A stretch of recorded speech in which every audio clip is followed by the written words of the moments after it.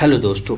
आज हम भारत की ज्योग्राफी के बहुत ही ज़्यादा इम्पोर्टेंट टॉपिक डिस्कस करने जा रहे हैं। और इस टॉपिक से हमेशा प्रश्न प्रत्येक एग्ज़ाम में पूछे जाते हैं, चाहे पीएससी हो, यूपीएससी हो, या कोई भी वनडे एग्ज़ाम ही क्यों ना हो। प्रत्येक एग्ज़ाम के अकॉर्डिंग यह टॉपिक बहुत ही ज़्यादा इम्पोर्टेंट होता है, यानी कि भारत का भौतिक स्वरूप। हम इसके तहत समझते हैं कि भारत का आखिरकार भौतिक बनावट कैसे है, कहाँ पर्वत है, कहाँ पठार है, कहाँ मैदान है, कहाँ घाटियाँ हैं। इन समस्त चीज़ों के बारे में समझते हैं। तो हमारा टॉपिक क्या है? Physical structure of India. Physical structure of India. ठीक। भारत का भौतिक स्वरूप क्या है?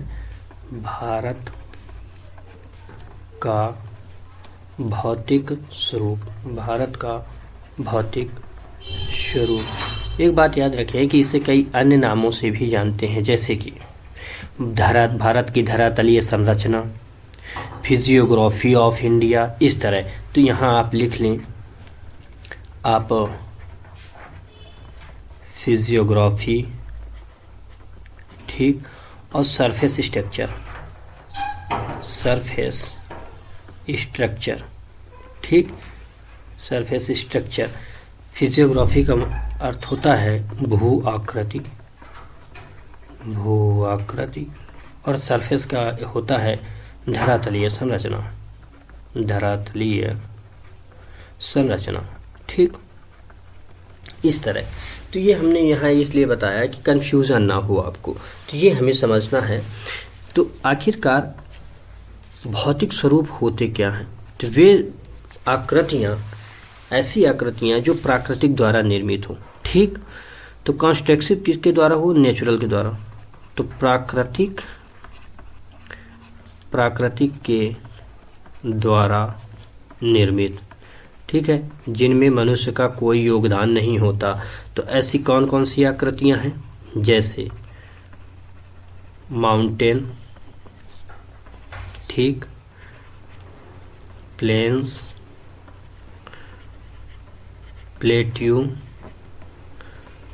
वैली, घाटी। तो इस तरह की एक्सेट्रा जितने भी आपको देखने को मिलती हैं, है ना। तो आपको अन्य जो है तो आपको देखने को मिलेगी, वो समस्त संरचनाएं प्राकृतिक के द्वारा निर्मित होती हैं। उन्हीं को हम प्राकृतिक कहते हैं कि भारत का प्राकृतिक स्वरूप के अंतर्गत इन्हीं का हम अध्ययन करते हैं। तो इतनी बातें आपको समझ आई कि ये हैं प्राकृतिक संरचनाएं। अब इन प्राकृतिक संरचनाओं को समझने के लिए अलग अलग रूपों में विभाजित किया गया है। तो इनके जो टाइप हैं, तो 6 टाइप हैं। कितने हैं? 6 टाइप में इन्हें डिवाइड किया गया है। अब इन्हीं 6 टाइप को हम लोग जो है तो मैप के माध्यम से वहीं ड्रॉ करेंगे और वहीं समझ लेंगे कि कौन कौन सी टाइप्स यहाँ पाई जाती हैं। तो चलिए हम लोग मैप की तरफ मूव करते हैं और वहाँ से कम समय में इनको समझ पाएँ हम, ठीक।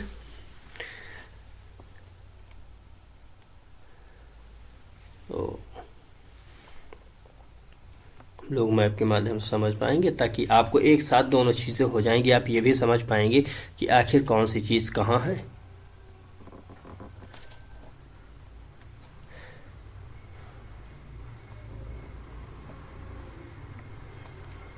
ये जो पूरा एरिया है, ठीक, यहाँ का आपको ये जो पूरा एरिया देखने को मिलेगा, ये आप लोग भी मैप ड्रॉ करते चलेंगे, क्योंकि मैप बहुत ज़रूरी है समझने के लिए, ठीक है। मैप के बिना आपकी समझ अधूरी हो जाएगी, इसलिए मैप आपको समझना बहुत ज़रूरी है,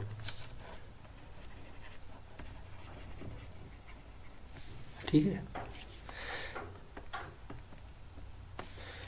हम थोड़ा थोड़ा इन्हें कलर कर देते हैं ताकि आपको समझने में दिक्कत ना हो,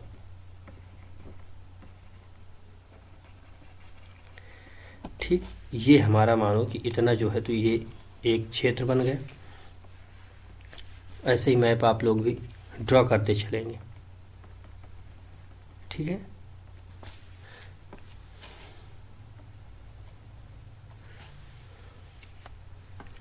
तो ये पूरा आपका एक मैप हुआ। अब इस पूरे क्षेत्र को बोलते हैं नॉर्थ माउंटेन रीजन। क्या बोलते हैं? North mountain region. ठीक है, ये नॉर्थ माउंटेन रीजन हो गया, मतलब उत्तर का पर्वतीय प्रदेश। उत्तर का पर्वतीय प्रदेश, इसी को आप लोग आम बोलचाल में हिमालय भी कहते हैं। क्या कहते हैं? हिमालय। इतना आपने विस्तार समझा कि इन क्षेत्रों में इसका विस्तार है, ये हिमालय हमने समझ लिया। नेक्स्ट हम बात करते हैं, ये आप इस लाइन से बना लें ताकि कंफ्यूजन ना हो। ठीक, नेक्स्ट इस क्षेत्र से यहाँ से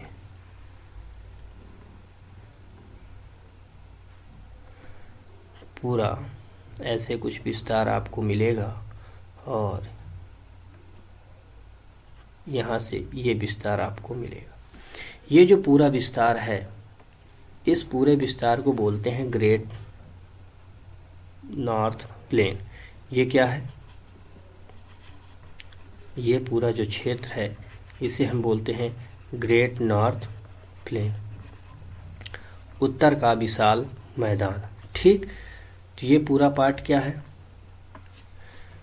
इसे लिखें आप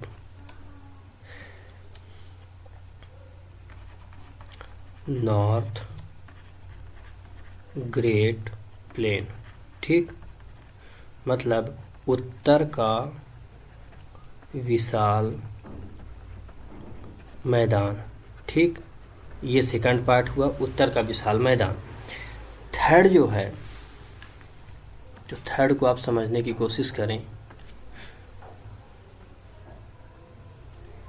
तो ये जो पूरा क्षेत्र है, इस पूरे क्षेत्र को, यहाँ से जो पूरा क्षेत्र है ये, इस पूरे क्षेत्र को बोलते हैं इंडियन डेजर्ट। क्या बोलते हैं? द ग्रेट इंडियन डेजर्ट या इंडियन डेजर्ट। ठीक, इसे बोलते हैं इंडियन डेजर्ट। ठीक, ये इंडियन डेजर्ट हो गया, यानी कि भारतीय मरुस्थल। क्या हुआ? भारतीय मरुस्थल। इसी को एक अन्य नाम भी जानते हैं, थार का मरुस्थल। थार का मरुस्थल भी आप सुनते हैं। ठीक ठीक, desert of Thar, Indian desert, ये चीज़ें आपको समझ आएँ।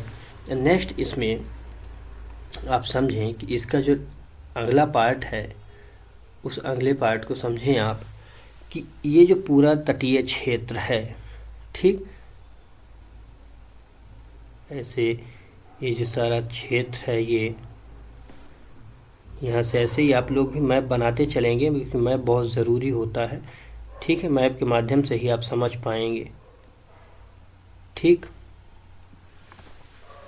ये पूरा क्षेत्र, ठीक है, इसे भी आप अलग कलर से ड्रॉ कर लें। जैसे कि यहाँ से ये अंदर का जो पार्ट है, ये पार्ट, ठीक है, ये पूरा, ये वाला पार्ट, इस पार्ट को बोलते हैं कोस्टल प्लेन। क्या बोलते हैं? Coastal plain. ठीक, इसे बोलते हैं कोस्टल प्लेन, मतलब कि तटीय मैदान। तटीय मैदान ये होते हैं कोस्टल प्लेन।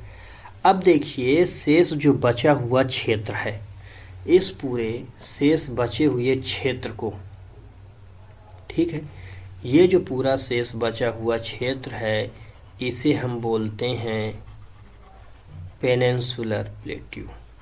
क्या बोलते हैं? Peninsular plateau. ठीक, तो इसे आप लिखें कि इसका नाम है पेनिनसुलर प्लेट्यू। ये क्या है?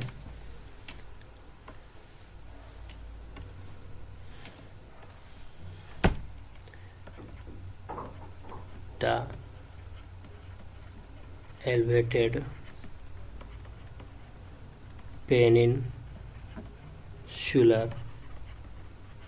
plateau। ठीक, तो ये हुआ प्रायद्वीपीय मैदान, उच्च प्रायद्वीपीय मैदान। और नेक्स्ट जो बचे, नेक्स्ट में आप इन्हें समझें कि ये क्षेत्र और ये क्षेत्र यहाँ जो छोटे छोटे हैं, इन सभी को बोलते हैं आइलैंड। ठीक, क्या बोलते हैं? आइलैंड।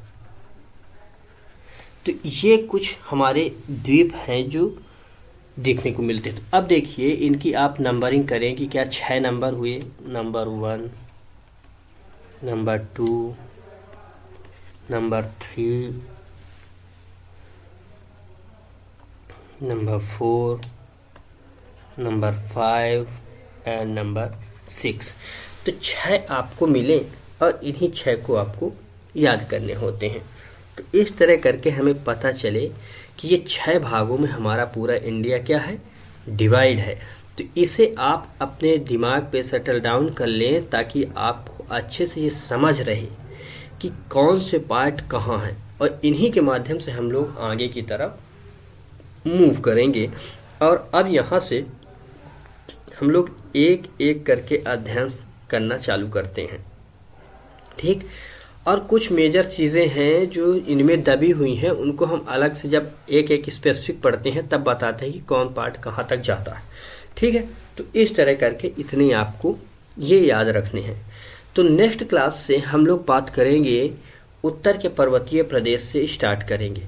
तो पहला तो आपको यही जो है तो क्लियर होना चाहिए कि कौन से पार्ट कहाँ है, इनका जो है तो कितना विस्तार कहाँ कहाँ किन किन क्षेत्रों में है, इन्हें आप अच्छे से याद कर लेंगे। 1-2 बार आप मैप बनाएं ताकि आपको ये समझ आ जाए। तो खैर आज की क्लास को हम लोग यहीं तक रखते हैं। आज हम लोग क्लासिफिकेशन यानी कि पूरा जो भारत का भौतिक स्वरूप है उसे समझ लिया है। नेक्स्ट क्लास से एक एक को हम लोग इस इंडिविजुअल तौर पर उनका अध्ययन करेंगे। तो आज की क्लास को यहीं तक रखते हैं, नेक्स्ट क्लास में फिर मिलते हैं। तब तक के लिए धन्यवाद। लेकिन चैनल को आप सब्सक्राइब करें, अपने दोस्तों को शेयर करें, लाइक करें और कमेंट में आप ये बताएं कि आपको ये क्लासेस कैसी लगती हैं। तब तक के लिए धन्यवाद। पढ़ते रहें, बढ़ते रहें। Take care. जय हिंद।